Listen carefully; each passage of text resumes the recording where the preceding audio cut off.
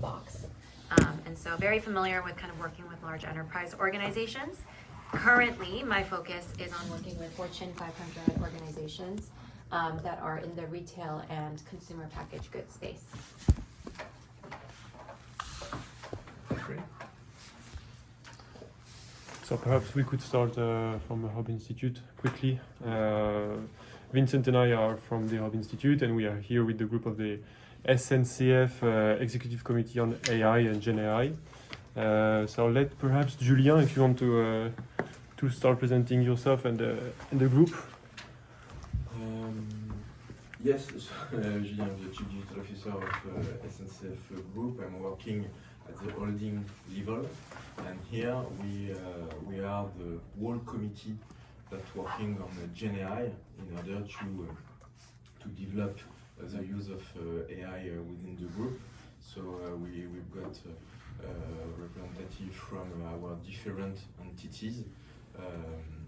The entities of SNCF Réseau called the network infrastructure, entities for managing the stations, etc. So, but I let maybe just one word from each of our colleagues. Yes, and how are you connected with AI? Sorry. Go ahead. I'm Rapido. I'm a Chief Information Officer in the group, and of course I'm to this group of people to understand what we have to implement to address the use case for all the company. Okay, I'm Magali Alexandre. I am Director of Business Unit, which is a support function, and I would like to have some mini use case in payroll, invoices, recruitment, something like that. So I'm Thierry, I'm the head of the SNCF network digital innovation houses, built on the 3 pillars.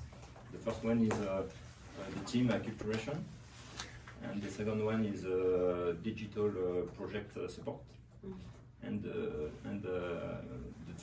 third one is all the external partnerships within the region, and we work actually a lot of on the Gen AI subject. Hello, my name is Amy Bloyer, and I'm in charge of the digital strategy for the group SNCF, and in particular I watch the anticipation of the technology on the market and watch how they can impact the group for the business or the process of anything. Mm-hmm. That's why we watch AI, generative AI for a while. Go ahead. Nice to meet you. I'm Arnaud Julien. I'm Chief Innovation and AI Officer within Curlis Group. Curlis is a subsidiary of SNCF and CDVQ, which is a Canadian fund.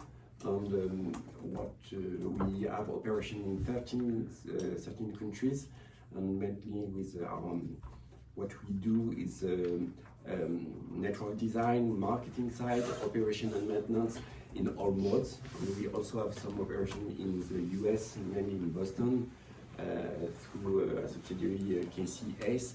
We work with the MBTA, so we operate all the train within the Massachusetts, and we have operation in all over the country, mainly buses operation. And I'm interested in AI to 3 things: to increase our efficiency, to be more, to have some new tools, new product to differentiate ourselves, to be more efficient in our big processes, and also to personalize our the customer experience. We talk a lot of mass mobility as a service. Maybe it's a real opportunity to launch real mass for our customers. Hello, my name is Morgane Castagnier. I'm in charge of clients, marketing and technologies for SNCF Gare Connexion, which is the subsidiary in charge of the 3,000 train stations in France. So part of my job is to manage technologies, data, and of course AI for the moment and for some weeks and months.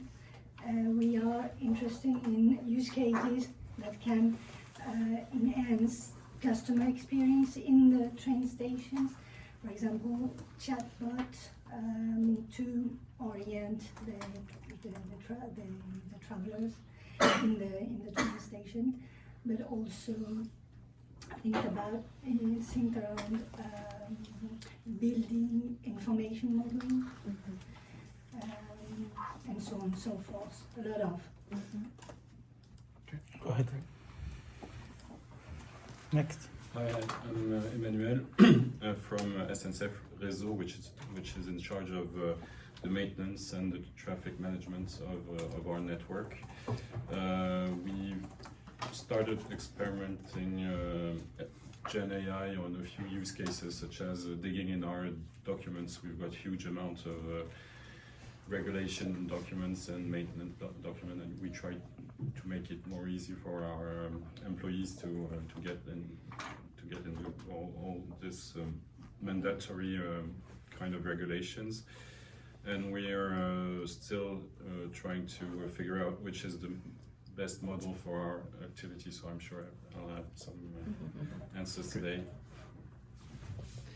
So hello, my name is Hugues Gilleux, and I'm Deputy Chief Digital Officer of Rail Logistics Europe, which is the rail freight group inside SNCF, operating throughout Europe. I'm interested also in AI, in generative AI, to improve our operations and also for the employee efficiency. Yes, and finally, Last but not least. I'm Chief Information Officer of SNCF Voyages, which is the subsidies in charge of operating trains, high-speed trains and regional trains. And like my colleagues, we have a lot of use cases and experience in generative AI in the field of enhancing customer experience and customer relationship, or efficiency in our business, operation business, and train maintenance. Great. Maybe just to tell you where we are at this time, and also with your solutions. We tried to build the beginning of a strategy in order to developing AI. So we build an infrastructure that we can call it AI ready. So we are working with different providers like Azure, AWS, and we access today to OpenAI solutions through Azure. We are almost 100% in the cloud, so we do our migration. So as I said, we are ready on infrastructure side. We begin to develop a secure environment for our customers through your solutions and AI, which is called SNCF Group GPT, and we access to OpenAI solution to do that. Today, almost 3,000 people Of users? Yeah, 2,000. 2,000 users on this platform. Out of how many employees? 160,000 people in France, 260,000 in the world. If you can share also your IT budget a year. Yeah, our IT budget is almost 2 billion euros a year. It's quite massive, but I'm sure you will be soon at this level. We developed that secure environment. We are trying different solutions in the productivity field like Copilot, etc. We worked a lot on knowledge management use cases because, as Emmanuel said, we've got a huge database of documents, more than 70,000 documents. So it's a real ambitious for us to develop a tool to access in a more productivity way for our agent to all that documents. And on the second, so the first pillar is AI for all. So what kind of tools we can give to our agents, like SNCF GPT, like Copilot or other tools, etc. The second pillar is to access to the huge knowledge base that we can have at SNCF Group. The third pillar is on use cases near of the business needs. So use cases on industrial field, for example, for maintenance, use cases on support teams in order to be to have more performance, use cases on marketing, on distribution, on technical use as well for code generation, etc., etc. And last thing, as we are a public-owned company, we are working a lot on ethical assumption considerations in the way we build AI solution. Cool. This is That's a it. good view for you. Yeah, that's awesome. Can I ask a quick clarifying question? Yep. The first two, Yeah. the AI for all, Yeah. for all of your agents, Yeah. and then the access to the 70,000 documents, Yeah. how do you see those two pillars being different from each other? The first is more about what kind of solution and product we can give to our agents and how we can train them, help them to use in an efficient way that tools. The second thing is to work on the documents, the data, to have a proper base in order to be efficient when then we are going to plug OpenAI tool, Anthropic tool. Preparing the readiness Yeah, for the infrastructure and the data. Yeah, and how we can choose the good priorities, because in the 70,000 documents, as I said, there are some of them are for industrial field, some of them for distribution, some of them for HR, etc. So just to and with this committee to choose our priorities. Yeah, just to add, I think the first one too is also to find some use cases, because when you let the use of all the employees of the general system, they can go back to you and say, oh, I would like to use it this way for my job. And the second is more specific, because you have accesses to regulated documents or specific documents. And just the last word, we are an old company, a very old company in France, but SNCF Group loves technology, and we always work on tech. For example, more than 20 years ago, we launched at the same time as Google our first e-commerce website, and it's a leading e-commerce website in France. We are selling more than 6 billion euros of train tickets on our website. So there is a lot of investment in the SNCF Group in the technology field and in the digital field. And is that technology team in-house to SNCF, or do you have A partners? lot in-house. We have more than 4,500 people working on digital and IT teams. Okay. But we use also a lot of partners like Capgemini, Sopra, etc. It's more than it's almost 10,000 people with our partners. Okay. Great. By the way, I'm curious for the first point that you mentioned around like AI for all and like the fact that you can create this tool like the SNCF group GPT and all that. What was the rationale about like building one internally versus taking something off the shelf? Was it like full control? Was it customization? Was it enterprise it security? was to be sure that the confidentiality of our documents and data is okay. We don't want that all our agents can pull their documents just on a public solution like ChatGPT. So it was important for us to have this secure environment just for the management of our data and confidential Makes sense, data. yeah. That's all. Yeah. It's something now we'll touch on that with ChatGPT Enterprise, but ChatGPT Enterprise offers that also. And the second thing is to always to manage the cost, in fact, because we can see all the different access, the level of use, and we can manage how we train our people or not.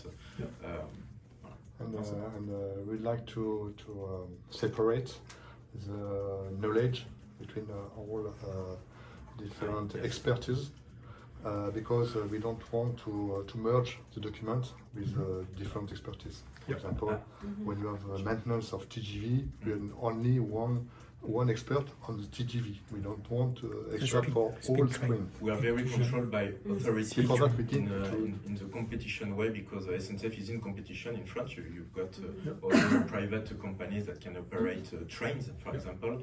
So we have a competition authority in France that is looking a lot what we are doing. And for example, data from Emmanuel can't be seen by Nicolas because so we have to manage the access to the. Okay.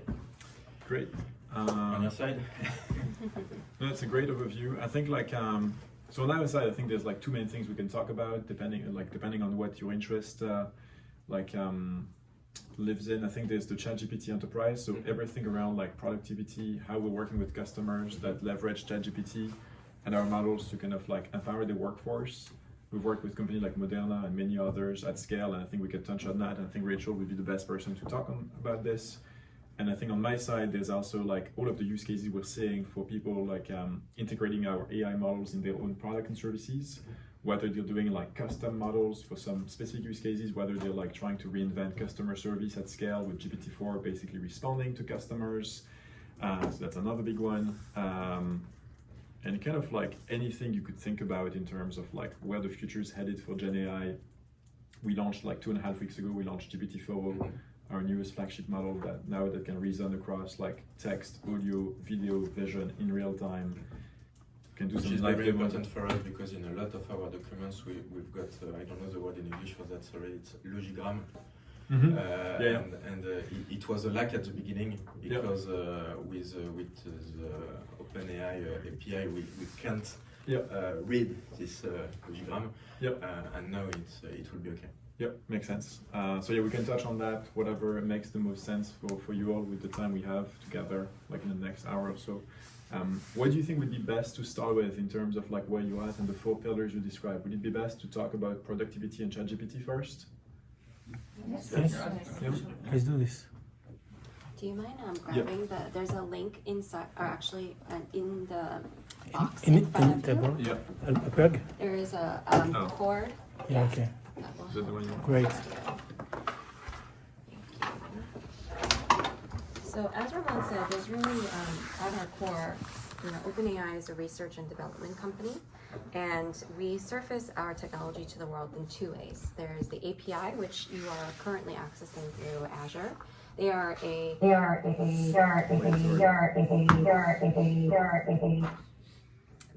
a large, they're a partner as well as an investor in us, so we also give them our technology. If you want to mute the room. Yeah, it's already muted, okay, so it's really good now. Excellent. And then we also, serve our APIs directly to our customers. And then we also have, so this is our APIs, which Roman can speak to, and then we also surface it to everyone via ChatGPT. So at our core, OpenAI is a research and deployment company, right? So our engineers have been working on this research for, about 8 years. And we have about 600 PhD researchers who are working on this, really pushing the boundaries of large language models and machine learning and AI. And then we have the applied, and I have some slides that can kind of go with this. The research part of our organization, and then we have the applied organization that really thinks about how do we build and distribute these products to make our research useful to the world. And that is ChatGPT that really kind of did this in a very tangible way in November of 2022. Our mission is to ensure that artificial general intelligence benefits all of humanity. And with that as a background, what I would love to do is actually just have you hear it directly from a customer themselves. This is from Moderna.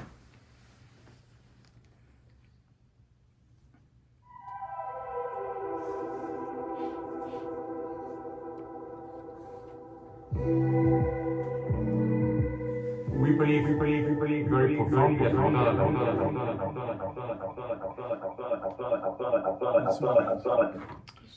No, maybe you go on the Meet and you turn off the sound.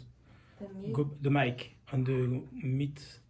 Is the mic muted on the? It's muted here. No, it's on Google. Go back. Can you show this just a second?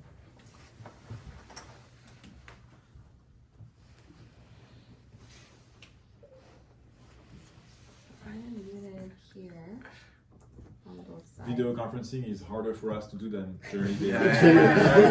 We can do GPT 5, 6, or 7, but Google Meet is still hard, so bear with us. Bear with us. In the Google Meet, you can turn off the sound. Well, now we want to hear this. Okay. And then the sound is coming from the room.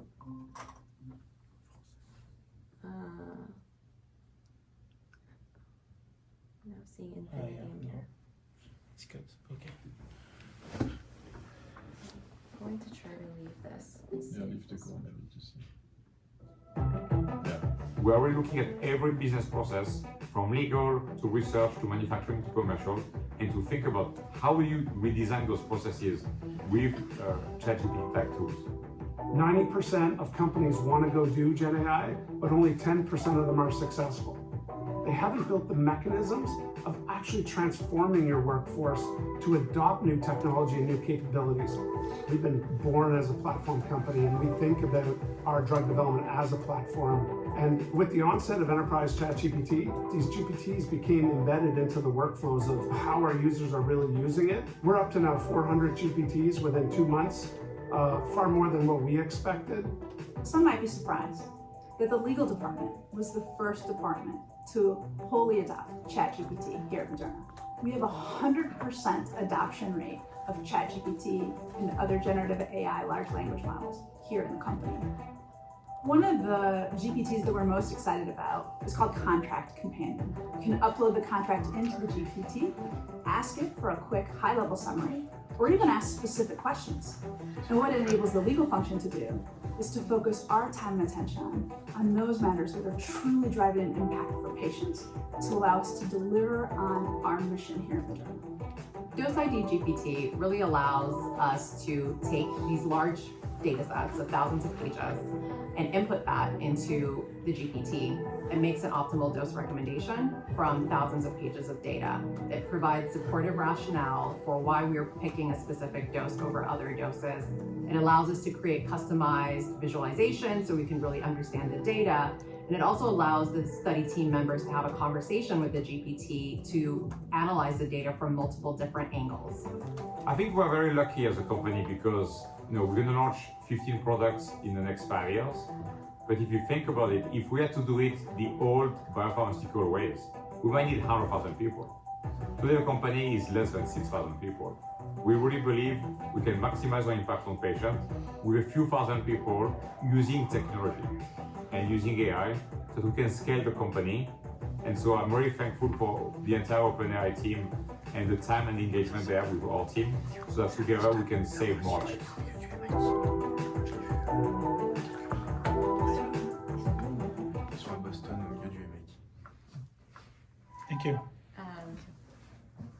hopefully that kind of brings this to life better than Roman and I can even explain it.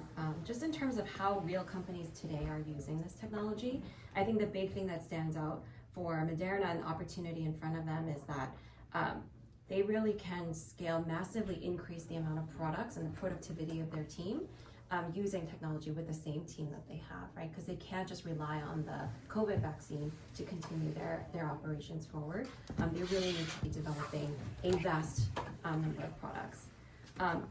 This is what Roman touched on earlier. We released our latest flagship model a few weeks ago for Omni. This really was kind of a paradigm shift in terms of the technology's capabilities with multimodal, et cetera. And we continue to believe that we are in the early innings of the development and the capabilities of these models.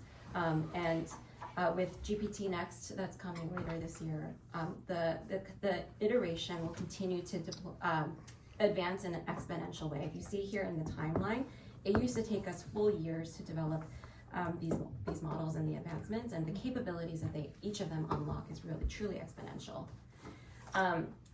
Our point of view here is that there's really kind of three vectors that an organization like SNCF should really be thinking about when it comes to AI. And what I love about what you shared earlier is that we're thinking about this in very similar ways.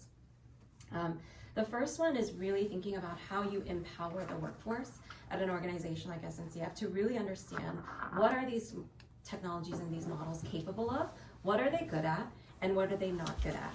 And we also think about, as when it comes to technologies like generative AI, there's this spectrum of automation and augmentation. There's things that AI is really good at augmenting the human, the agent who is doing their job, the designer who is doing their job, the marketer who is doing their job, to really augment the work that they do, the legal person who is reviewing their contract. And then you have automation, where you can start to kind of rely on the model to do a lot of this for you. And it's really kind of automating a lot of the work that, frankly, is not really good for a human to do. And depending on the task at hand and the job at hand, it will be somewhere along that spectrum. And right now, the companies that are learning how to embrace and understand this technology are really rapidly understanding what jobs are good for what and where it should sit on that spectrum.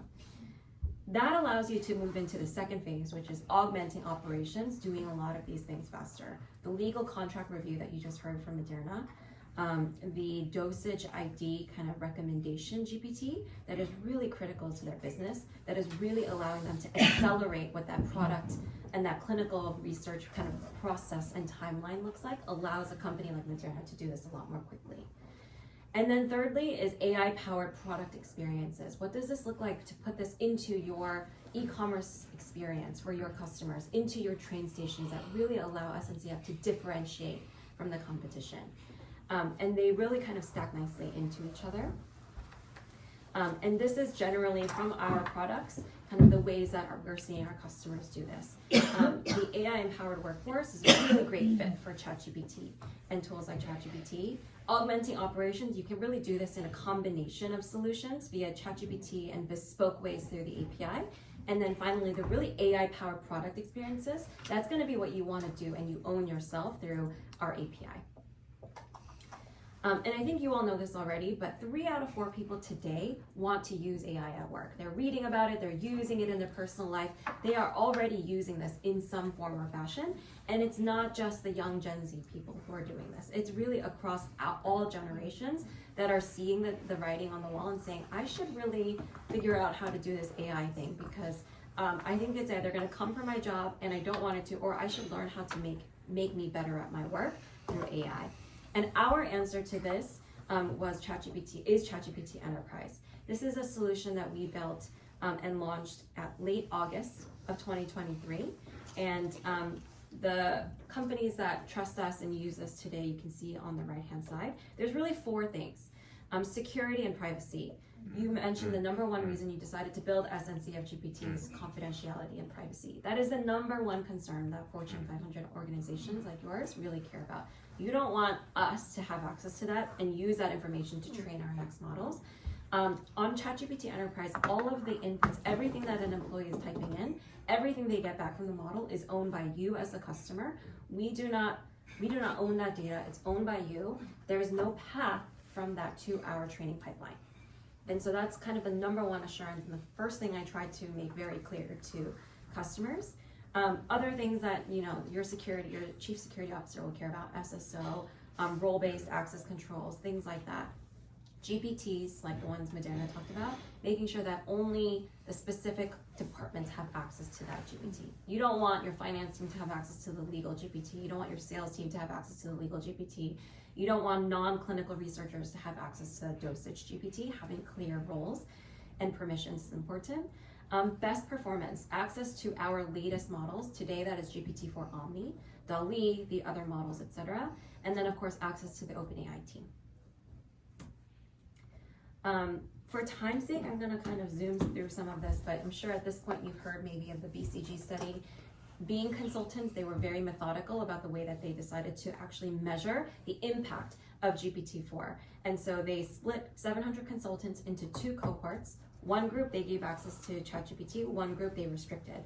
And they actually measured the output, the quality of the work, both through AI kind of graders as well as human graders. They brought in a client to actually assess the quality and the output of both groups, and they found that the quality of the group who had access to AI was 40% improved versus the group who didn't.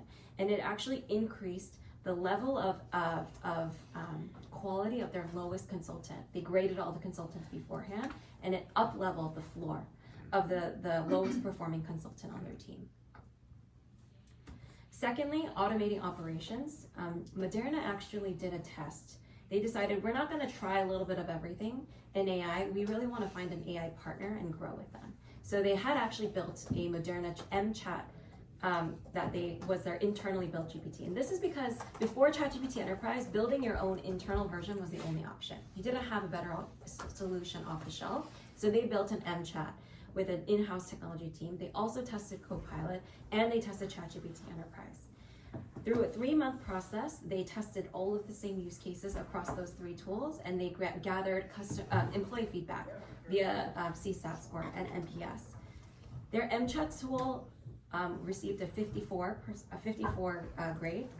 ChatGPT received an 83, and Copilot, there's a whole, depending on the Copilot, there's a varying degree of response. Some of the Copilots are very great. The Teams Copilot, excellent. The Outlook Copilot, pretty decent if you have the right technology. Other Copilots, Excel Copilot, kind of didn't do very well. No, we know that. I'm curious how that aligns with your It's experience. the same feedback from In their test, the Copilot received a -22 as an average. When you mentioned 4,000 GPTs deployed, it's specialized GPT by, for example, a legal one, HR one, etc. Yeah. That's So it? what's really interesting, you were talking about ChatGPT or AI for all, and then specialized. What we're seeing is ChatGPT and Moderna, for example, is using ChatGPT Enterprise to do both of them. So the first one is it's a general solution AI tool for all of their employees, and they can kind of start to use it, figure out what the use cases are, and then as they start to understand what those use cases are, they can develop departmental specific GPTs. And usually a GPT is a mix of different things where it's like custom instruction, like a prompt, instead of like pasting like a prompt, you know. So you could like share a GPT with your teammates on the team, but you can also think of a GPT as like access to some files and access to some custom actions. So like the prompting plus actions plus files is usually what makes like a GPT. And so it's much easier than like copying and pasting prompts over like messaging and things like this, because you have everything in one place. And do you have teams to support us, for example, to help us to do the parameters, etc.? Yeah, there are some customer success teams who are like like super used to like knowing like how to prompt the things and how to get the most out of the models. We also think that like the more capable the models become, the less prompting will be required, because like they just understand your intent better and better each time. But for now, you can still tweak them a little bit.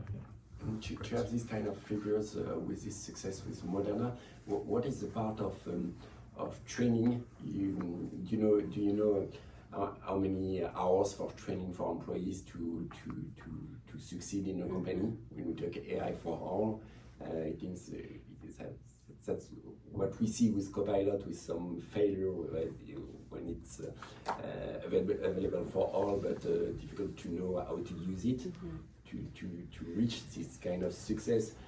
For instance, for the legal team, what do you mean by be able to prompt, be able to use it? There's a couple things. Moderna is really a gold star customer in terms of how they approach this, and the reason is a couple things. There's a top-down and a bottoms-up approach. He was mentioned, the CIO was mentioned in the video, and then actually someone who didn't speak but was kind of in the B-roll was their VP of IT and innovation. And he was brought on from Google actually specifically to drive innovation, to help them think about how to accelerate the production process. And it's a C-level mandate. The CEO actually, he requires all of his directs to use ChatGPT 20 times a day. And it's a forced mandate from the top down. And the reason this is important is employees are actually a little bit scared of whether they should be allowed to use AI at work. Will my boss actually look down on me if I'm relying on ChatGPT to help me do my job? But as you saw in the previous step, they're doing it anyway. So they're doing it in secret, but if the leadership does not convey that this is important and valued, they will do it in secret and they'll do it on their own. And so you kind of don't get to really harness the energy of the bottoms-up adoption. So top-down, and then it's a competition across his directs of how each of their business units use ChatGPT. And the expectation is that everyone in the company will use it 20 times a day, from the top down. And then bottoms up.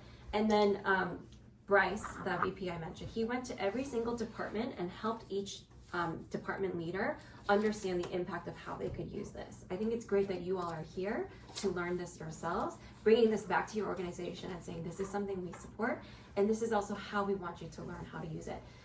Choosing ChatGPT was a big reason that they said this is a secure way for you to use it. Don't go in your personal account and do this in your personal account.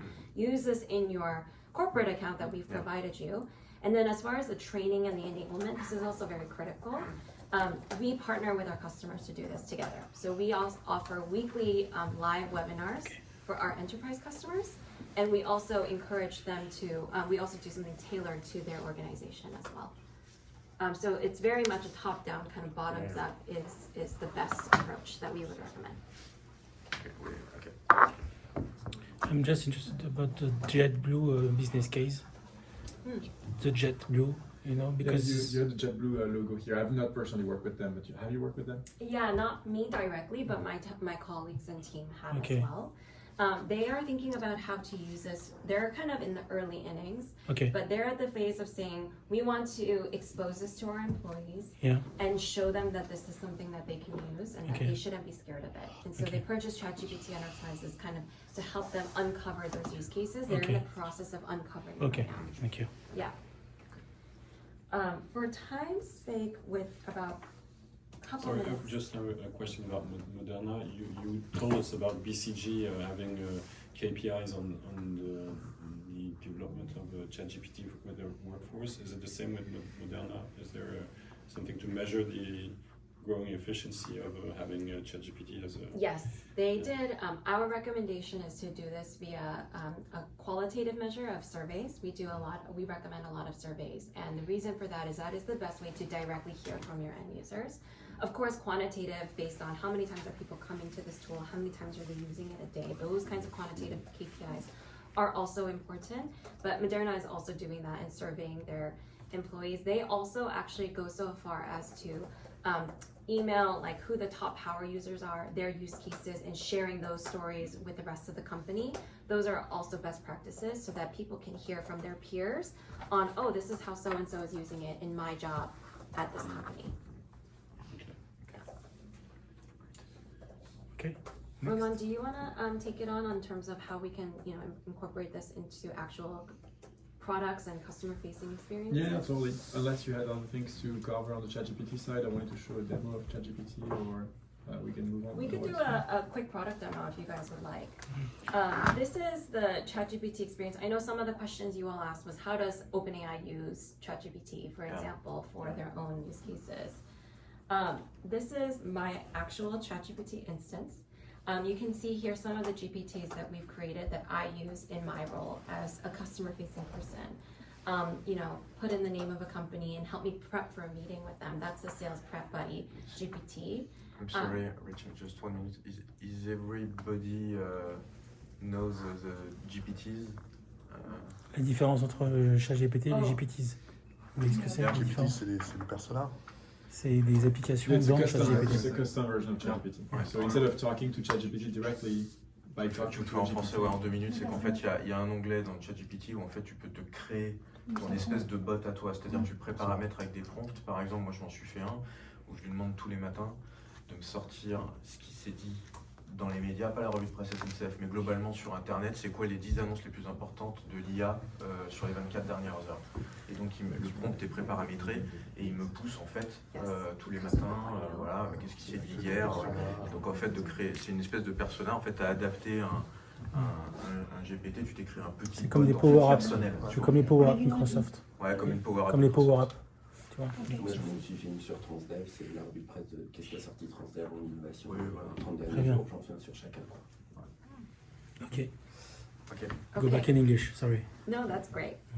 One of the common use cases of ChatGPT is analysis. There are probably 6 core use cases now that the product has been out almost a year that people come to use ChatGPT for.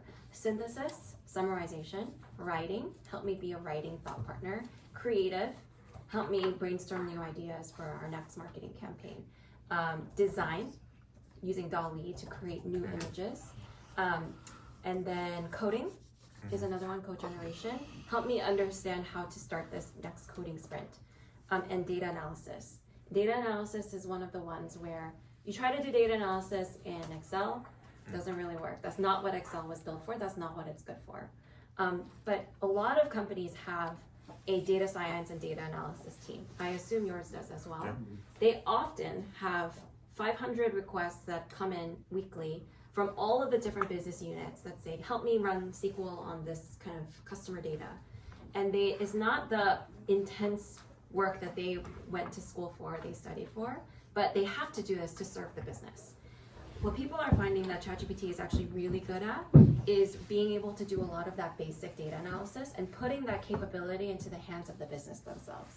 So that your data science team actually doesn't get bogged down with those types of requests, they can do the more complex types of things. So I would like to actually try to do a live demo of that capability. This is a brand new updated version of our data analysis, advanced data analysis capability here.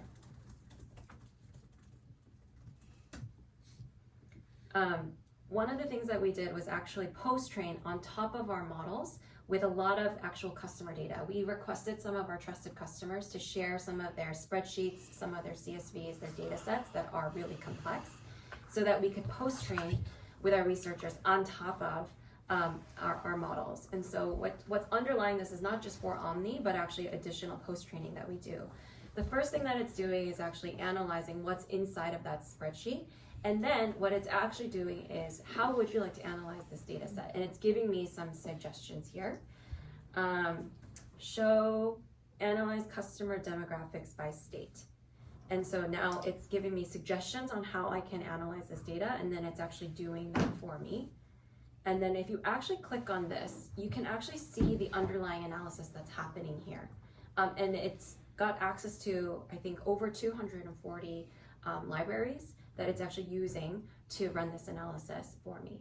And I can have it always show me the details. I can copy this code and look at it separately, etc.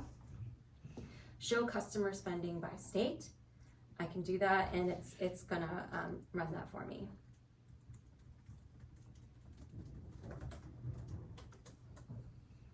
And then I'm gonna ask it to run some visualizations, and it can go ahead and if I wanted to put this into a presentation for the CEO, I can then just grab that and copy paste it and put it in as well.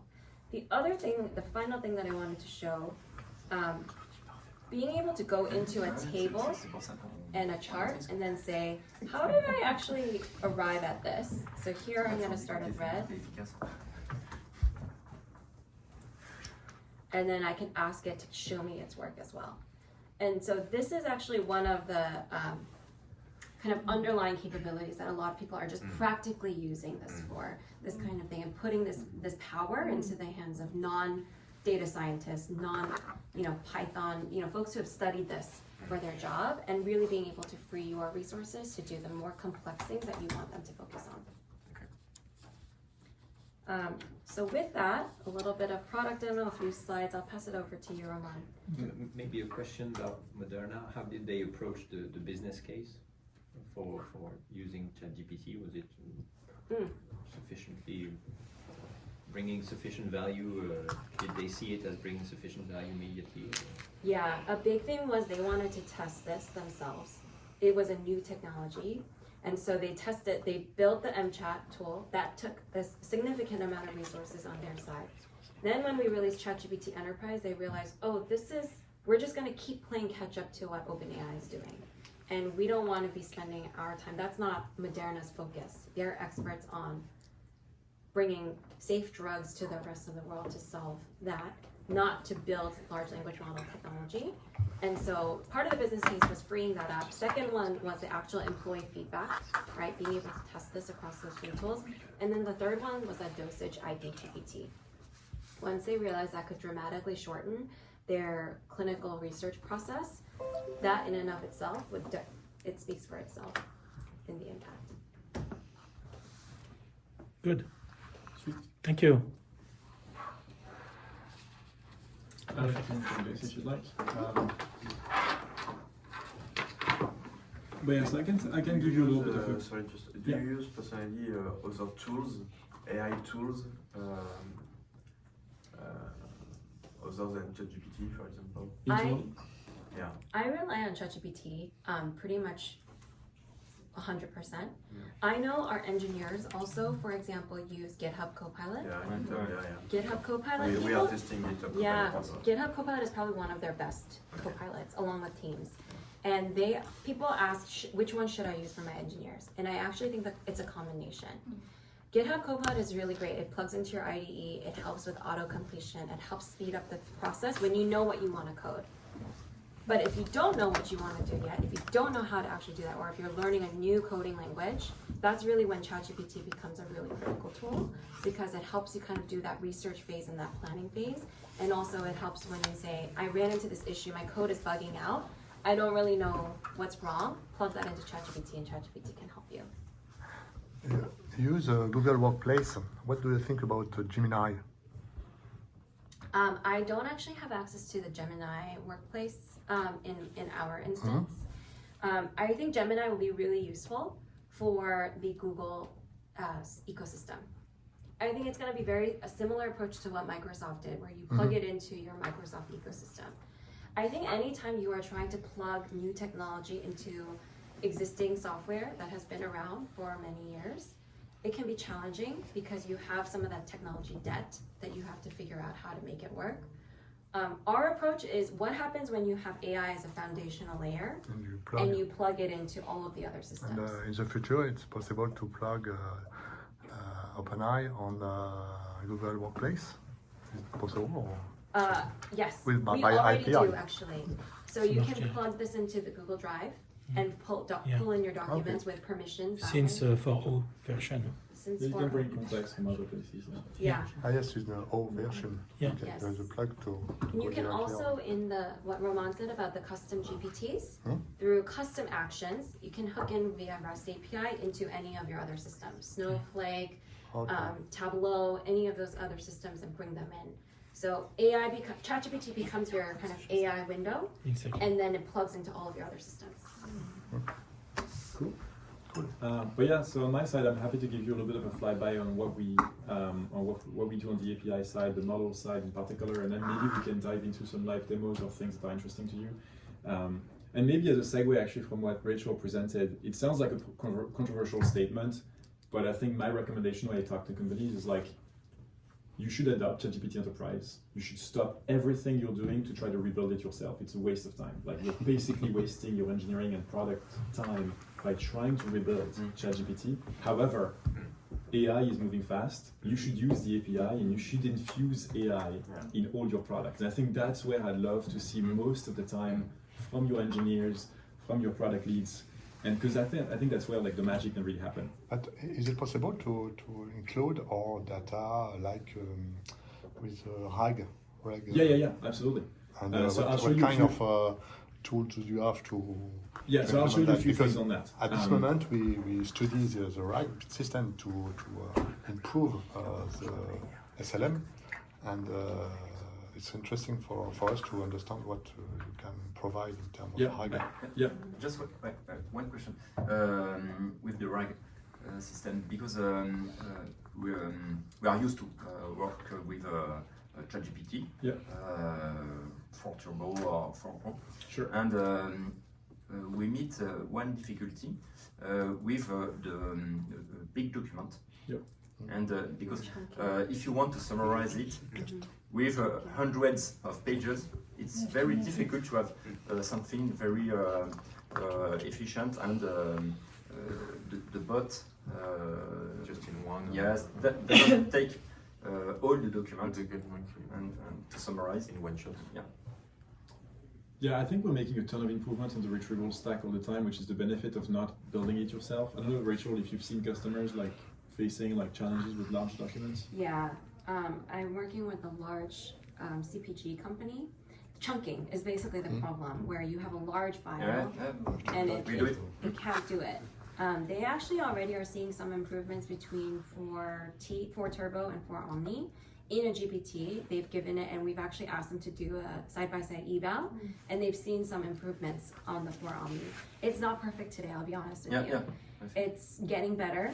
Retrieval is actually one of our biggest focus areas for our product team this year, and so I think it will get better, but it's not perfect today. Yeah. And again, I think it's one of those things.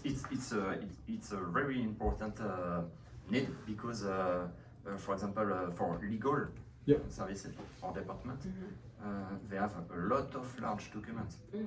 It's the main feedback that we are internally. We need to put the whole document one time. Yep. Makes sense. Yeah, it's one of those things too, like you'd probably want to delegate that anyway. Like you probably don't want to have some engineers spending their time on like tracking documents and embedding them. It's probably on us to just fix that and make it better and better, and we are. But yeah, I think that's something that we want to improve. Even like in the past like 3 months alone, like we offer like different things around retrieval. One of them is like inside ChatGPT, the other one is inside the API. And up until a couple months ago, you could only upload like a few dozen files. They were limited in size and all that. Now we support like tens of thousands of files. We support like larger files. So we are making improvements on that, and I suspect it will get better. It will get better very soon. Maybe just a few words quickly. I'll skip through most of these slides, but we have now like you know, on the flip side, so on the API, we have 3 million people building on the API. So the idea of the API, once again, is like taking the models like GPT-4, GPT-4 Turbo, and making them part of your own products and services. And the use cases for that are very widespread. So most people know ChatGPT now, and when they think of OpenAI, they often think of ChatGPT first. But what they don't know is that in fact ChatGPT was not the first product. The API was the first product, and we introduced the API about 4 years ago. And at the time, this was only for when we had GPT-3. And some of the best use cases at the time were like this, like role-play games, like RPG. It was very unclear whether the capabilities of the model would actually make something meaningful for business use cases.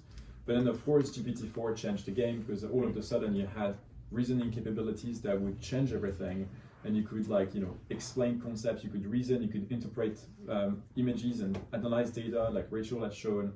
And so with GPT-4 now, we see like tons of use cases that we could not have seen before, ranging from like customer service to like Spotify here in Europe doing like a custom playlist of music. Like everything is really possible now with those things.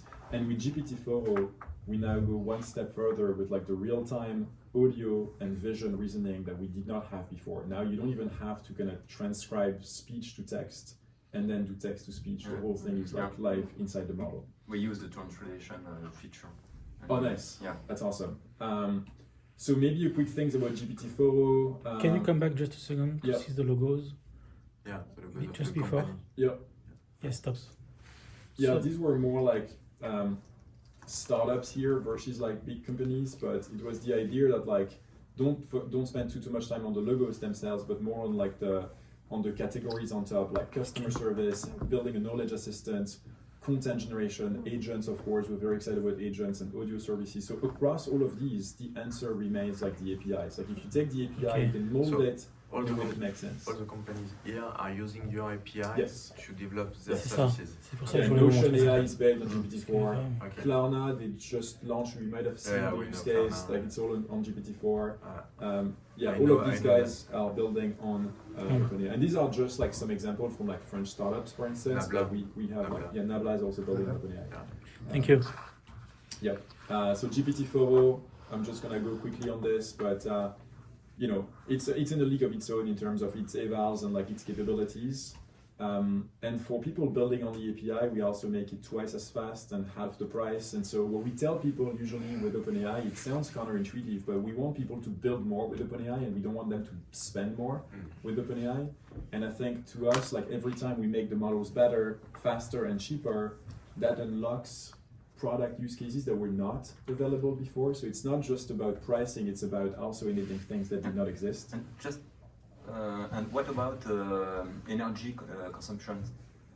Yeah, so I mean GPT-4 is itself like much more efficient than the others were, and that's why it's faster, and that's why we can in turn pass on those gains over to our customers. That's why it's also cheaper, because it's also for us cheaper to operate. In terms of like energy consumption, we rely mostly on Azure supercomputers to run these models, and so we rely on them being like carbon neutral and all that. Yeah, it's like I think what people need to understand is like not only do we look at the future in terms of like reasoning capabilities and training models that are bigger and smaller, we also make them a lot more efficient from an architectural standpoint over time, which is why you get Fovo being so fast versus GPT-4 Turbo, although it's actually roughly the same amount of reasoning capabilities. So yeah, the faster they are, usually, that also means the cheaper they are to operate. I don't know if we want to do like a GPT-4 demo. I'm sure most of you have seen it, or I can pull up something quickly if you'd like. I don't know what would be the most interesting thing. Maybe I can switch over here to quickly the like desktop app, for instance, to change a little bit what Rachel has shown you. So you can trigger the voice mode right here. Hey ChatGPT, what's up? Hey, how's it going? What can I do for you today? I'm good. I'm just chatting with the executives from the SNCF. Oh, fancy. Discussing some big train plans or just catching up? Just talking about you and talking about AI. Oh, I hope I'm making a good impression then. Anything specific? Yeah, let me share my screen. What do you see on screen? I see the SNCF website open on a browser. Yep. There's a picture of a high-speed train at the top. And below it, there's text in French that says La raison d'être du groupe SNCF. And what does that mean in English? Wonderful! The raison d'être du groupe SNCF translates to the purpose of the SNCF group in English. It's probably a section detailing the mission or core values of the company. That's right. Thank you. We're all set. You're welcome. If you need any more help or have other questions, feel free to ask. Enjoy your chat with the executives. Awesome. So I think what's interesting about GPT-4, you see, like it's really mind-blowing in terms of the speed at which you can actually talk to the thing. Like it's literally no latency. You have vision capabilities in real time, so like it's to go through website or also to catch information. I even use it as a coding companion. Like I talk to computers, like fix this code for me. It's like, oh, you should actually just do this thing. Like the amount of code I write Is it these possible days. to read the video as well? Or not? Yeah. Yeah, so it's pretty mind-blowing. I mean, these days, like when I write code, I probably write like 10% of the code I used to write. ChatGPT is writing 90% of it. I just like get so much more efficient. So that's like ChatGPT once again, and GPT-4 in particular with those reasoning capabilities that are also coming to the API. Maybe a few things to give you some intel into like what are we working on in the API. There's like kind of 4 things we're thinking about. As we think about AI models to be bringing them into your products. One is textual intelligence. We strongly believe that if we improve the textual intelligence, like we've done with GPT-4, but also 3.5 Turbo, which is the cheap model that we offer, the more we push that envelope, the closer we get to AGI. So I think textual intelligence for us still remains like one of the things we spend the most time on. As Rachel mentioned, like we're now in the GPT-4 era, but we're also looking later this year at introducing like GPT next to be named. But we also expect like a step function change in like reasoning capabilities here. The second thing we're investing in is also cheaper and faster models. We want, as we said, the models to be faster, cheaper, and that's pretty unique for technology, by the way. Like when you think about it, like when the iPhone got introduced 18 years ago, an iPhone still roughly costs the same price. But for something like GPT-4, like it's now 80% cheaper than when it was introduced, like a little over a year ago. We want the models to also not just get cheaper, but we also want to continue offering models of different sizes. We know that sometimes you need the very best and brightest reasoning capabilities, but sometimes if you have some very like easy use cases, say like extracting codes from a conversation or summarizing things with a quick line of with a few lines, like maybe you don't need GPT next, maybe you just need something that's like, you know, at the right level of intelligence, but at the right price and latency. We also help people run async workloads now. Like if you have, let's say, tons of documents to process, you don't really need like the chatbot experience of like respond to me in real time. You could actually batch process a lot of things overnight, and maybe like you know, if you have large data sets of like whether it's like train departure times or whether it's like vision capabilities on top of some documents, you can also do async workloads at scale. Just on your second point, that was one of the questions we had. Are you working on having several models, working on different positioning and more maybe on specific use cases and more on broader, broader use and overall activities in a company? Yeah. Meaning, So are you working on the short language models or no? yeah, so we want to have like more and more offering. Currently we have two main models, right? We have GPT-4 and Turbo to some extent, but GPT-4 is becoming the new one. Then we have 3.5 Turbo. 3.5 is more like smaller, faster, cheaper. GPT-4 is like higher reasoning capabilities. And we want to make sure that we continue investing on all of that, not just looking at GPT next, but also having very high-class models across all of these reasoning capabilities. So you should expect us to not just look at GPT next, but also introduce models that are smaller for some use cases that might be that might make sense. For instance, I'm working a ton with like startups who are building AI agents, and we'll touch on agents briefly. But when you think about what an agent is, it's like this idea that you want to have an AI that's more autonomous, more personalized, and often it starts with like an agent having like a very complex task to break down. You need the very best reasoning abilities for this. But once the task is broken down and you have many more, like many small tasks to deal with, you have like many different models that can actually do the task at hand. The third thing that we are also doing that could be of interest for you is like we have a complete class of like custom model offering. So it goes from like fine-tuning as an API, so that's basically self-serve. Like developers can do that today without talking to us. You can basically take a few hundreds or a few thousands like input and output pairs, and you can maybe fine-tune a GPT-4 class model to your specific use case. So when people ask me about what fine-tuning really does and what it is, you can think of it this way. It's like when you do RAG, you want to bring factual accuracy into the model. When you do fine-tuning, it's more like instead of having a chef that's able to do like any dish, you're kind of mastering that one dish with that particular fine-tune.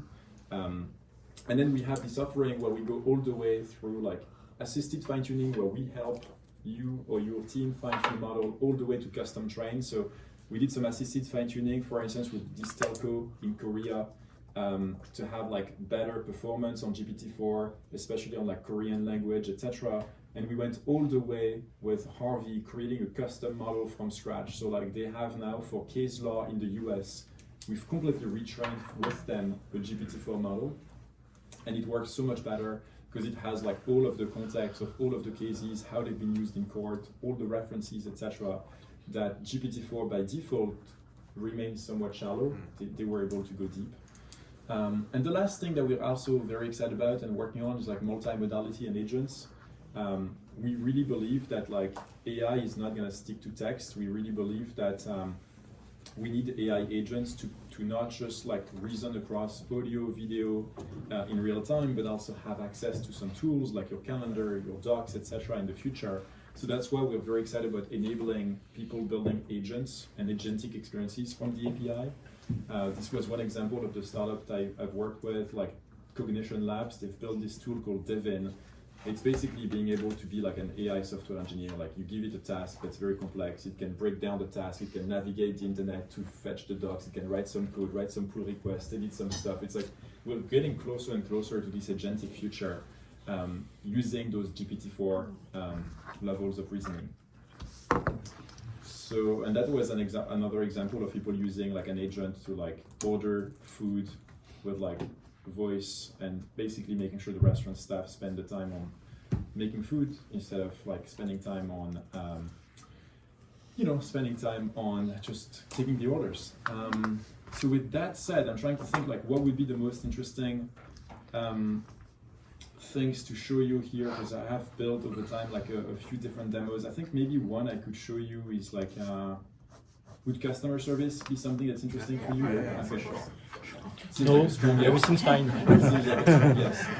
So far so good. And I think what I like about this particular demo, by the way, is this idea that like customer service, it's one of those things where like people see it as a very binary thing. It's like, oh, it's like either I hire a bunch of humans to do the thing, or GPT-4 in this magical world will do all the work for me. Well, the answer is probably somewhere in between. And so what I've done here, for instance, is this demo of like a customer service app. So on the left side, we have the conversation that a user would have, and on the right side, we'd have the admin dashboard for an agent.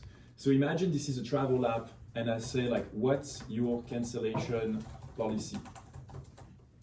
So as I send this message, this is using the Assistance API, so that means that on the API, it's using GPT-4o, but it's also using threads, messages, and tools that we offer on the platform.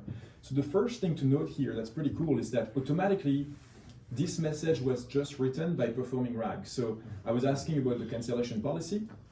Automatically, some relevant articles were pulled here from RAG. So this is one of the tools that was called. It's like, okay, now like the agent did not really have to intervene.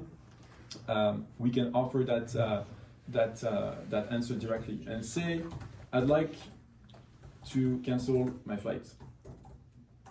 Well, at this point, as you can imagine, on the right side, we see that the user is not even logged in. So the agent does not really know who the agent is talking to. So here, the agent would ask, yeah, can I have your details? And so sure, as a user, I'm gonna put my email and I'll say my date of birth.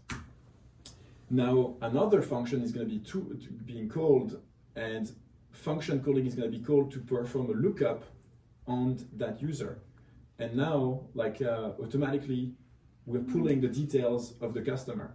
So once again, the human agent did not have to intervene yet. All of these messages were written by GPT-4, and two tools were called. First, the RAG tool, and then now the function calling in the dashboard. Now the agent is asking me, like, okay, you'd like to proceed. Could you provide me with the reservation number? I don't even have it, but I'm just gonna say it was a flight to Rome. Deal with it.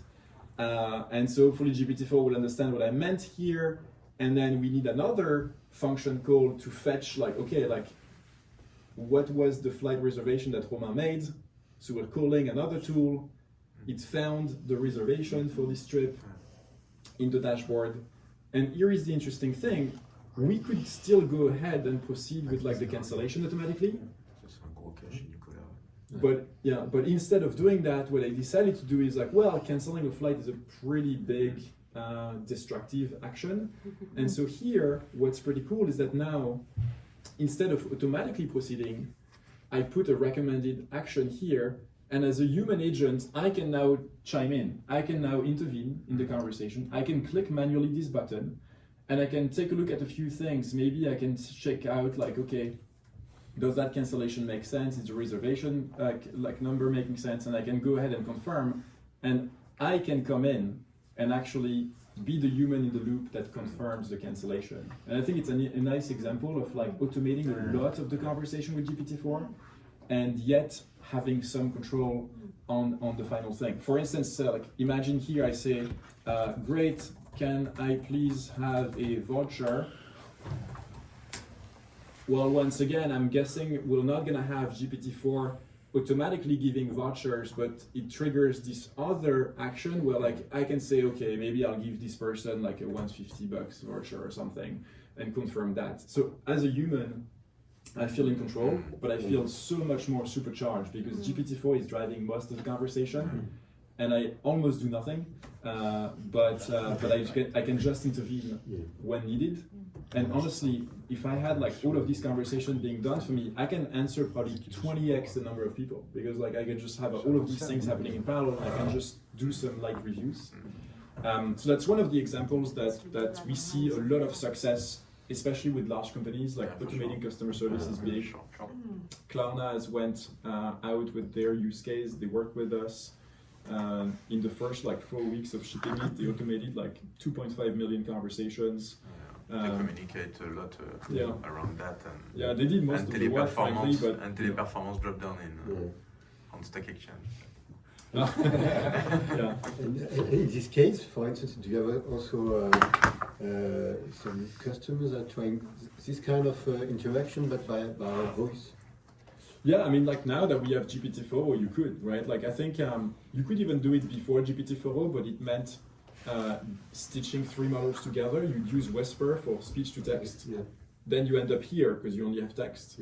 And then you would use the third model, text to speech, to voice these things out. But you would add a little bit of a latency, especially if you're on the phone. It would not feel super natural. Now, if you integrate with GPT-4 and real-time audio, it almost feels too fast. Sometimes like the latency is so low that like it's responding faster than a human would. We've got plenty of cases around that. We've got cases with Magali to support our 160,000 agents. And we've got plenty of cases on the Nicolas side because, as I said, on our e-commerce website, SNCF Connect, the application, a large part, the majority of the interaction are by chat with customer services. So we are clearly in that way. Yeah. Another example I could show you is like when you're building an assistant, but not for customer support, but rather for like, imagine you're planning a trip by train or something, and like you want to have like a very nice and elegant interaction with an assistant. So this is like taking the example of having an assistant with the API that interacts with some features from my app. So if I say I'd like to go to Nice, for instance. Mais elle me croit pas. On surestime toujours le temps, on sous-estime que le marché va réagir. On surestime à court terme et on sous-estime à long terme. Donc je comprends qu'elle soit pas si pressée que ça, mais je pense qu'il y a un vrai truc, il y a un mec qui va sortir. Il va lui péter Connect. Voilà. Dans la recherche, il faut qu'ils accélèrent là-dessus. Pardon, sorry. No, it's all good.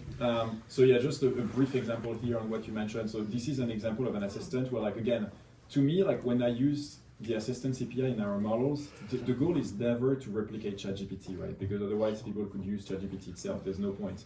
But what I find interesting is when you start building assistive experiences that are interfacing with things that are very unique to you. So in this case, imagine I'm building a travel app. Well, it knows that there's a map here, so it can interact with this map, and because I'm talking about Nice, it can actually place it here. And if I say, for instance, like, what are the top 5 things to see around there?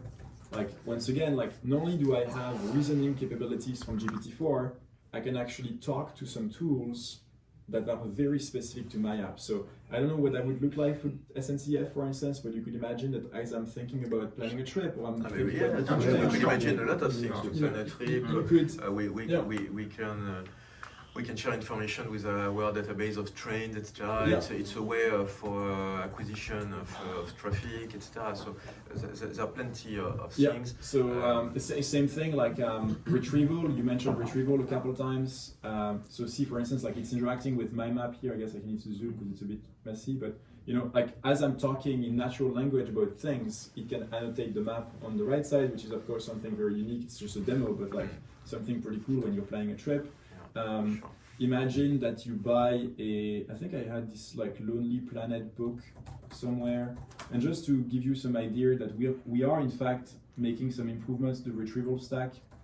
Here I'm basically uploading a book in the conversation that is like 100 megabytes book, 250 pages that I bought from Lonely Planet, and like I literally do no work, and I say, based on this book, what's the best photo spot in Lazio in Italy? It would basically find the answer from that book. And again, as a developer, I did nothing. I did not do any embeddings, I did not do chunking, I did not do anything.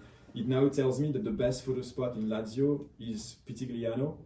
And if I open up this book, I'm pretty sure it will be showing me that it is in fact Pitigliano. So I think, if I remember correctly, it's around page like 120 something, but you can either trust me or we can go fetch it. I think we're almost there. There you go. Photo opportunity Pitigliano. So it's pretty awesome that we're making improvements in the retrieval stack. It's not perfect, but our goal is for none of our users to ever think about retrieval again, like if possible, and make everything for them. So that's another example. And maybe last but not least, and then we can open up for Q&A with the time we have left, I can show you one thing I've built for Vivatech a week ago actually. Just like some previews of what's coming for OpenAI and some of the models that we have but we have not shipped yet. So one of those models is Sora for video gen. I'm not sure yet what kind of use cases that could enable for SNCF, but this is the prompt I sent to Sora. So I was trying to reproduce a vintage film of the Expo Universelle in 1889. You still have no date for Sora? And that's what came out of the model. Like no edits of the video. So it's based on a prompt? Based on the prompt. And it's Text to video. It's still mind-blowing to me that like you can create these things. Anyways, and so just to put things together and talk about multimodality, imagine I extract some frames real quick here. I take 6 frames out of the video, and what if I want to craft something that's quite unique on the fly, specifically, say to share the video in multiple languages? Well, I can click Analyze, and what I'm going to do is like I send those frames to GPT-4o, and I tell GPT-4o, hey, like take a look at these frames and describe what you see as if you were like a history professor. And this is happening in real time. Every single time it's unique, so it comes up with a story based on what it sees. And then, so now you have this, you can translate that in any language with GPT-4o. And the other thing that's cool is that if you wanted to share this video, I guess like a bit of Zoom, you can also use one of the voices we have in the API, or we can use the voice engine. So I don't know if... in French? Yeah, I mean, we could... Does any one of you want to record this thing with me in French? Let's do it. Does anyone want to give their voice to this demo for Voice actor 10 volunteer. seconds? I'm just redoing it here because I was recorded for myself, but if someone wants to do it instead of me... How does it work? Okay, you just need to record yourself for 15 seconds saying whatever you want. Okay. Want to do it? Yes. Okay. So I'll click record and then you can talk for 15 seconds. You ready? Yes. Go. Bonjour, j'espère que tout va bien. Nous sommes à San Francisco, il fait beau aujourd'hui, nous sommes en réunion et on travaille effectivement sur comment non seulement générer une vidéo à la demande basée sur un prompt, mais en plus intégrer ma voix directement. We should be good to go. Let's take a look. You are a bit far from the microphone, but hopefully that should work. So let's take a look. Bonjour, j'espère que tout va bien. Should be good. All right, so next, what I do is like I take the script we created. I take Vincent's voice. Yeah. I send it to the voice engine. And then, again, like we take safety seriously. So for now, we have not released this model quite broadly. It's still like for trusted partners at this time, but figured we'd show you. And so now this will be Vincent talking through Paris. Here in the heart of Paris, we find ourselves amidst the grandiosity of the 1889. With your French accent talking in English. Parisian accent. Tall and proud, symbolizes a new era I'll make the of French one artificial instead. intelligence and technological advancement. It is a beacon of progress, drawing the eyes of all who roam these busy streets. It's pretty mind-blowing every time I do it. As people from every corner of the world gather to witness the marvels of the future. Wait for it. Elegantly dressed men and women French stroll chocolat. around the magnificent buildings, their faces filled with awe and anticipation. Ici, au cœur de Paris, nous nous trouvons au milieu de la grandeur de l'exposition universelle de 1889. La tour Eiffel se dressant fièrement. Tu me l'envoies, hein, voilà. And you can even have captions to like do like transcriptions too. Attirant les regards de tous ceux. I think most commonly we hear marketing as like a really great use case for this. Yeah. And being able to translate, create whole new experiences and videos that normally you would have to hire a new agency to go film at a specific place. I wrote a book on this sequence about this period, so it touched me very much. No way. Yes. That's awesome. Yeah. Well, I hope you could explain. Tu peux le télécharger en souvenir et me l'envoyer? C'est interne, c'est juste pour moi. Well, c'est, I tu vois. can't download it because what I do is like I play the video and I play your audio behind the scenes. It's not like inside Connected. the video, it's not Okay. connected, but I could maybe screen record it. Okay, thanks. You all got the best demo person at OpenAI. Roman stands on the stage. Oui, il faut le dire Sam quand même. Altman C'est le numéro un. all of our executives to demo this in front of C'est le millions of meilleur people, and you got the custom version today. That's what I do. I French style. I hate Yes, a French presentations. style. I just pull some code each time. I think it's such a amazing technology. It's super weird to talk through that technology in just slides. In my opinion, it's just mind blowing when you just start using it. So, Questions. It's questions for all of you. So I think to recap what you've seen here, so we've talked through like customer support. This is using like the assistance API with some tools. So like function calling, which is the idea of like calling out to your own tools. In this case, an admin dashboard, like your reservation for trains potentially. It's calling a tool called RAG and file search to pull facts out of a help center. So you could imagine doing like support at scale with this.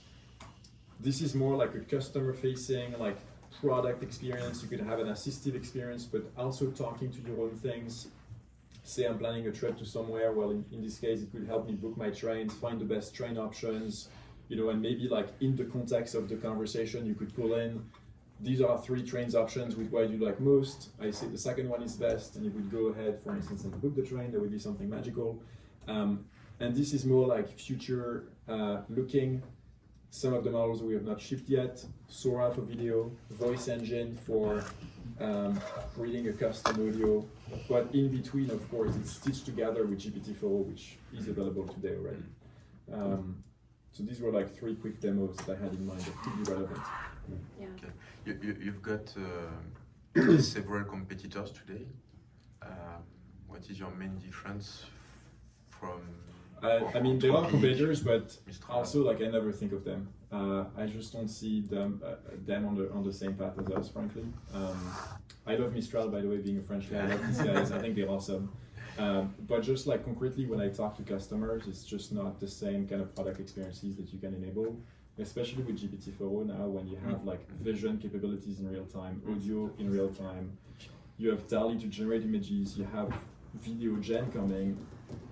All of these things, I think, literally, like when you think about software in the past 4 decades, everything is going to change. Like we can almost put everything to the bin. Like when you look at Excel has not changed in 40 years. It's a joke. Like you look at Excel every day, it's the same as 30 years ago. The icons maybe have changed, but it's the same product. Why is that? Like you could wonder, like why is that? Like I use Excel differently from you and from you. Like why is it looking the same? It's so boring to me. And we're entering a place where like software is going to change very quickly. It's going to be fully personalized. It's going to be fully dynamic. It's going to be stochastic. You're going to basically be able to interact between humans and machines like never before. And I think that those modalities all coming together is what I find very exciting, especially for the API and for developers. Like we'll be able to offer product experiences that have never been seen before. So yeah, we do have competitors. And by the way, it's great that we have them. It's awesome to have competitors. It keeps us on our toes. I think they've made great progress on catching up on GPT-4. Like pretty much now when you look at Anthropic and Gemini and even some Mistral models, they're coming pretty close to what GPT-4 textual reasoning can do. But what we also say to customers is that we finished training GPT-4 more than 2 years ago. And it's been more than 2 years that we're already looking at what's next. And so we feel pretty good about what we have. We feel pretty good about what experiences companies can enable with our models and what we have coming up. So yeah, it's great to have competition, but we don't really think of them as much. And are you afraid about what you see or not? I mean, we take safety very responsibly, and I think that's why it's so important. I think one thing that Sam said a few times, which I think makes a ton of sense, is that back in the early days of OpenAI, you could drop models like GPT-1, 2, or 3 as pretty much like a surprise. I think AI and surprises don't go as well together as much as they used to. So I think what we want is make sure that like anytime we make progress on something, we publish the early results, like Sora, for instance. We engage with stakeholders, we engage with regulators, we engage with everyone along the way to say, hey, this is becoming possible now. And of course, as every new thing, there are lots of positives, but there are also some risks to mitigate. And so, yeah, we try to make sure that we engage with everyone across the board, and that's exactly been like the case for like things like the voice engine and Sora. At this moment, Sora is very much in the hand of like red teamers trying to brute force the model, trying to make sure safety is on par before we even put it in the hands of people. Same thing for voice engine. We know there's many other companies doing those kind of capabilities, but we also want to make sure we take the slow route and release that safely. But yeah, it's also very exciting what you can enable now that was not possible before. I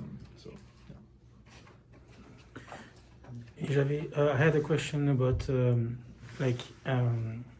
what you did in terms of partnership with figures, so just to come back en 2 secondes, c'est la connexion, on en a parlé un petit peu entre hardware et AI.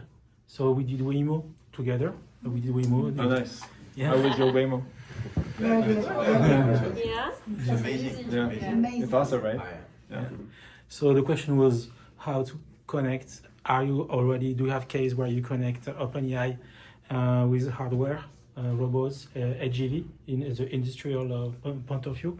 I saw that you did a partnership with Figures. Yep.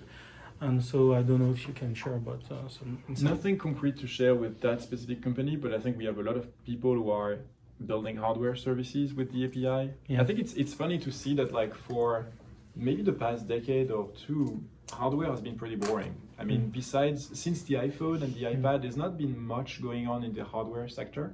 But now that we have those new modalities with audio, for sure. Back 15 years ago when Alexa and Google Home were introduced, you could switch on the lights and switch off the lights. It was pretty cool, but besides the lights, the timer at best, you could not do much. But now that you have those reasoning capabilities behind the scene, it's pretty cool. So we've seen like a lot of startups in particular tinkering with hardware again. The Rabbit device is purely based on GPT-4 and GPT-4 vision. There's like lots of founders I meet with like every week who are trying to do like audio-based computer interaction. You talk to the agent goes off to do some tasks for you and comes back with the results. It's unclear like which of those products will take off and work, but I'm sure this tinkering phase will be important to kind of reinvent the way we interact with software and hardware. So yeah, it's pretty cool. Other questions? Google, they deliver badges on LinkedIn, for example, to show that you know how to use Google Workplace and stuff. So do you plan on the educational side to provide, OpenAI University with badges, to... It's a good. Do you have We've already started doing some of this with Pluralsight, where you can receive a certification on LinkedIn once you've completed the course that we've built with them. Okay. So there's some kind of aspects of this already, but nothing that we've formalized beyond that. Okay, because in an HR point of view, it will be important for big companies such as SNCF to really, check the real level of people on AI. So for this, they need badges and they need diplomas. Okay, thank you. Other questions? Yes, maybe it's confidential, but what are the next disruptive or not features in the next months or by the year? Nothing too concrete to share, and not because it's confidential, but mostly because I don't think we have like I mean, like what's beautiful about these models and these deep learning networks is that like when you make them better, they tend to be better across the board. You know, they tend to be better at pretty much anything. So the way we think about them often is like, imagine GPT-4 is a good second grader, like helps you with some tasks, but can make mistakes at times. You can think of like the next generation as maybe like what happens if it's no longer a second grader, but what happens if it's like a college student? What happens if it's like coming closer and closer to a PhD student? What could that enable across the board? So I think what I shared with you on the platform and API side is kind of mostly what we are thinking about, like, you know, improving that textual intelligence, improving the story around agents, making the models of different sizes and cheaper all the time. I think these are the main things that are on our minds, and hopefully as we get closer to a next frontier model, we'll have more to share. But yeah, we're kind of operating on mostly that. Yeah. I have a question about the sustainable and the energy impact. What is your plan to reduce the energy impact and perhaps the hardware, the new hardware specialized on AI? And what is your vision or the next step for you? Do you want to take some of that, Rachel, or do you want me to take it? I think you kind of addressed it a little bit earlier. Yeah, I think there's multiple ways we look at it. I think one is clearly like making the models more efficient to run inference. That's already happening. The hardware itself is also dependent on hardware vendors, but it's also becoming more efficient. One thing we do on our side too is like, you know, we try to make the models now a bit more dynamic. So for instance, when you ask ChatGPT, like something like Rachel showed, like, hey, analyze this data and like, how did you come up with this result? You need GPT-4 for that answer to be great. But if you start asking ChatGPT, hey, how are you? You probably don't need GPT-4 like to say, hey, I'm good, you know? And so I think we're trying to also work on some dynamic like responses in terms of like, okay, for that particular query, what kind of reasoning ability do I need to provide the best answer? And so that also helps in terms of consumption, because like you basically like get to use smaller models for smaller tasks and more easier tasks. But yeah, overall, I think as I mentioned, most of our infrastructure is running on Azure. And so we partner with them on all of those topics to make sure that we are thinking through like energy and climate. You follow the energy curve on your models, and it's a question for you. Yeah. I mean, and again, I think it's very intertwined, right? Because I think not only is it obviously an important topic, it is also intertwined with the fact that like if you want to make your models cheaper and faster, it's very intertwined with that problem space anyway. And so I think that's why for us we've been so excited by the progress of GPT-4, because we end up with a model that's like so much more efficient to run, and in turn cheaper and faster, which is awesome for the customers, but also great for energy consumption and all that. So and I think there's also two different things. There's like the training, which is of course always somewhat like intensive, but there's also inference, and I think inference is getting cheaper and cheaper in terms of like operating these models at scale.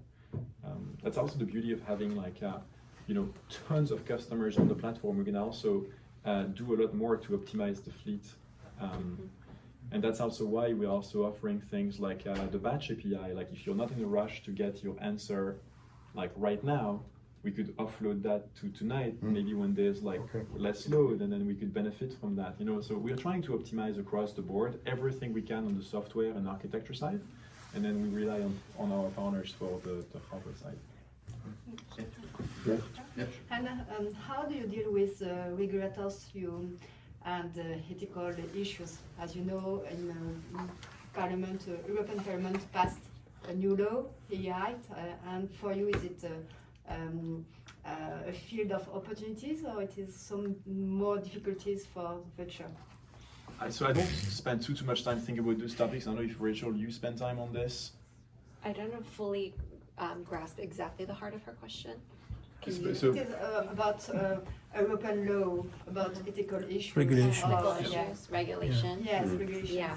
Our EMEA, we have a whole team actually in EMEA that is focused on this big time, GDPR and data protection and all of that, data hosting in Europe and things of that nature. That team would definitely be working with you all closely on this. Yeah.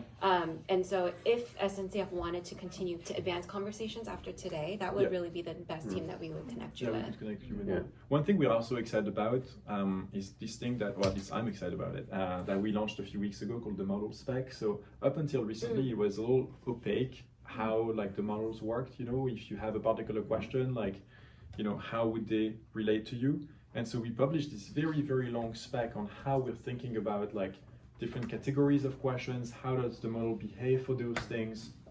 And the idea was to open up the dialogue and feedback on all of these. So for instance, one thing that's interesting in the model spec is like if you say, hey, hey ChatGPT, like the Earth is flat, it could potentially tell you, no, you're wrong, it's not flat. But that's not what the model spec says. The model spec says, for instance, do not try to convince the human of something they are not already convinced of. Try to give them some facts, but do not force their conviction. And so it would tell you, well, you know, you can believe whatever you'd like to believe, but scientific studies have proven that most likely it is not flat. You know? So I think it's interesting because, like, again, it's one way to think about models and how they're like safe and distributed to the world, but I think it's also like great for us to provide more transparency on their behavior and what's expected versus not expected, especially when you're thinking through like ethical questions and how do the models like behave. It was the first step for us to also put that out there to start collecting feedback on whether or not, like, you know, the overall like not just stakeholders, regulators, but, you know, the community of users think this is the right behavior. I had a question, come back to your example, Modern. Have you insights of what's the best way for big companies to develop use cases like this? Is it better to let, agents develop themselves, or to have a centralized team to accelerate development there? Our point, we feel fairly strongly that it should be in the hands of your business users because they know their challenges and their problems the best. You can, of course, have a center of excellence or an AI council that has branches into each of those, but giving it to the end users to kind of use this technology to kind of solve some of their challenges and then come back to your centralized council to say, this is what I did, this is how I used it, to generate those ideas is a really great. And then you can formalize and say, okay, those are great kind of seeds of the idea, and then this is how we formalized the GPT for production use for everyone to use. And that's when you vet the prompt, make sure that it's actually the best kind of prompt engineering, etc., and it has the right knowledge and has access to the right systems, and then you can actually use that for production use.